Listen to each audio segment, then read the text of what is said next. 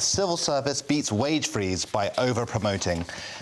So civil servants are being over-promoted to get around a Whitehall pay squeeze, analysts suggest. So grade inflation, as it's called, in Whitehall is costing $1.5 billion a year and resulting in less qualified staff doing senior jobs, the Institute for Government has warned. Now, this is very funny to me. This is people who are not qualified for a job being promoted to jobs they shouldn't be doing to get around a wage squeeze. That's quite funny. That'd be like, let's say I was just the producer of the show, and then they sort of put me on panel just so I could get paid more. Wouldn't that be ridiculous? In order to avoid actually registering that you were not being paid correctly. Exactly. For your own job. There is supposed to be something that operates in the civil service traditionally called the Peter Principle. Are you familiar with that? I am not. The Peter Principle, which is a sort of theory of management, but particularly applies to the civil service, says that everyone is promoted ultimately to the position at which they are no longer competent at their job, and therefore they never get a further promotion. Like in Hollywood, people get fired upwards. Yes, exactly. Yeah. Okay. I don't know if that's still happening, but it's always been the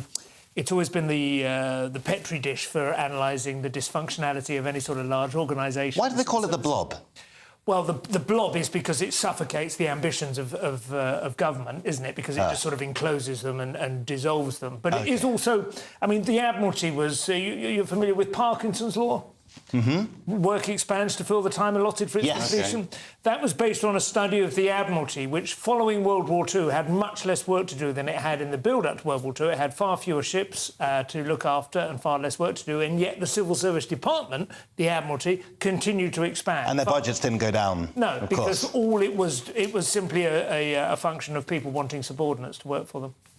This actual story here still looks a little bit cheeky. I know it's sneaky, promoting people to give them a pay rise, but do you know what? You've got these MPs who are voting for pay rises for themselves. If all of a sudden we link the civil services pay rise to MPs' pay rise, then there'd be a difference of opinion. Instead of going, oh, sorry, our hands are tied, we'll take an 11%, what are we going to do about it? Are you telling me people serve their own interest, Steve? Is that what you're telling me? Around this time of year, the difference with being an MP, there are several important differences with being an MP. One of them is, of course, there's only 650-odd of them, where there are millions of civil servants crawling all over the place.